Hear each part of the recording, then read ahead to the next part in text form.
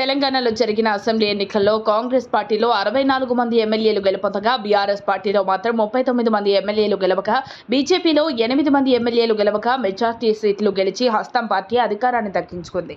అయితే లోక్సభ ఎన్నికల గెలుపుపై కాంగ్రెస్ అధిష్టానం ఫోకస్ చేసినట్లు తెలుస్తోంది. దీంతో రేవంత్ నాయకత్వంలో బలపడుతున్న కాంగ్రెస్ పార్టీలోకి ప్రతిపక్ష పార్టీలోకి భారీ చేరికలు కొనసాగుతున్నాయి.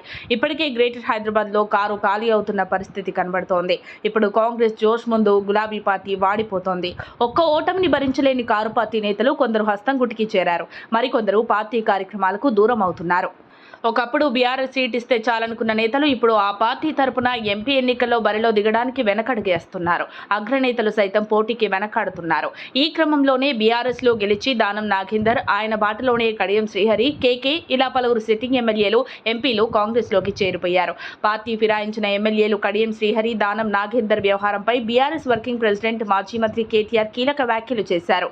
తెలంగాణ భవన్లో బుధవారం ఆయన మీడియాతో మాట్లాడుతూ బీఆర్ఎస్లో గెలిచి కాంగ్రెస్ పార్టీలో చేరిన స్టేషన్ గన్పూర్ ఎమ్మెల్యే కడియం శ్రీహరి, ఖైరతాబాద్ ఎమ్మెల్యే దానం నాగేందర్ వ్యవహారంపై న్యాయస్థానాన్ని ఆశ్రయిస్తామని స్పష్టం చేశారు.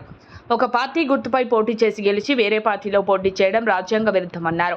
ఇంతటితో ఆగకుండా స్టేషన్ గన్పూర్, ఖైరతాబాద్ నియోజకవర్గాల్లో ఉప ఎన్నికలు రావటం ఖాయమని కేటీఆర్ ఇంట్రెస్టింగ్ కమెంట్స్ చేశారు. కానీ గతంలో కూడా కాంగ్రెస్లో గెలిచిన 12 మంది ఎమ్మెల్యేలను రాజీనామా చేయకుండానే గులాబీ అధినేత కేసీఆర్ బీఆర్ఎస్ పార్టీలో చేర్చుకున్నారు.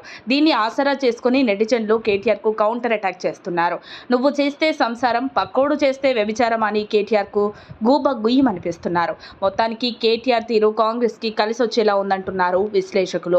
మరి కోర్టు మాత్రం దానం కడియం అంశాన్ని ఎలా వాదిస్తుందో చూడాల్సిందే. గతంలో కాంగ్రెస్ నేతలు కంప్లైంట్ ఇచ్చినా పట్టించుకొని నాటి ప్రభుత్వం ఇప్పుడు ఎలా వర్కౌట్ అవుతుందో అన్న చర్చ జరుగుతోంది. మరిన్ని అప్డేట్స్ కోసం మా కాయ్ టీవీని సబ్స్క్రైబ్ చేసుకోండి. మా వీడియో కనుక మీకు నచ్చినట్లయితే లైక్ చేయండి, షేర్ చేయండి. మీ విలువైన అభిప్రాయాలను కామెంట్ బాక్స్లో తెలియజేయండి.